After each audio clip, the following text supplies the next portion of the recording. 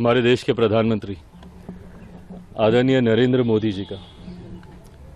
हृदय से आभार प्रकट करता हूं। उन्होंने हमेशा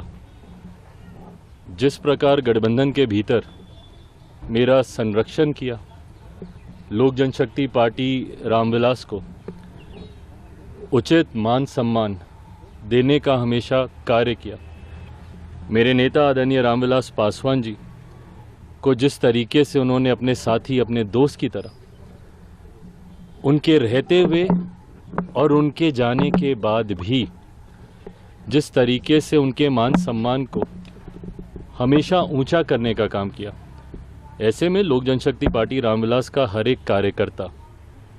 आज खास तौर पर हमारे प्रधानमंत्री जी का धन्यवाद करता है, क्योंकि आज पुनः एनडीए के साथ जो हम लोग का पुराना गठबंधन रहा है, जिस गठबंधन के तहत दो बार हम लोग लोकसभा और दो बार हम लोग विधानसभा का चुनाव पिछले 10 सालों में हम लोग लड़ चुके हैं, आज पुनः उस गठबंधन को एक नई मजबूती देने का कार्य किया। मैं भारतीय जनता पार्टी के राष्ट्रीय अध्यक्ष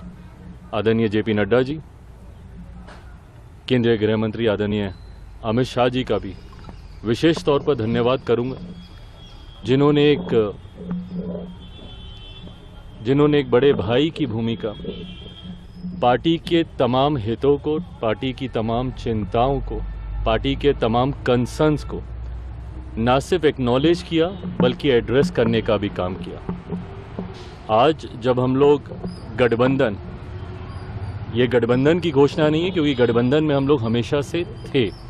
पर चुनाव को लेकर, लोकसभा चुनाव को लेकर आज जब सीटों का बंटवारा हो चुका है,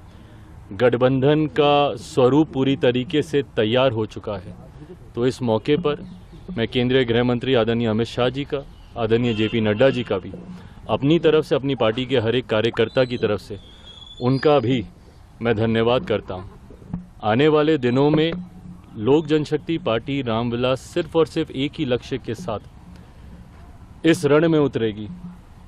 कि बिहार की 40 सीटें हमारा एनडीए गठबंधन जीतेगा और देश में 400 सीटें जीतने का जो लक्ष्य है, ईमानदारी से मैं बोलूं, मुझे कई बार ये लक्ष्य छोटा भी लगता है और ये ओवर कॉन्फिडेंस नहीं है। ये जब आप गांव-गांव जाते हैं, घर घर जाते हैं, और क्योंकि हाल फिलहाल के दिनों में ना सिर्फ बिहार में बल्कि विभिन्न और राज्यों में भी पार्टी के कार्यक्रमों में मैं गया हूँ,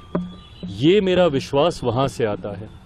कि ये 400 का लक्ष्य ना सिर्फ हम लोग पार करेंगे बल्कि बिहार में जो पिछली बार एक सीट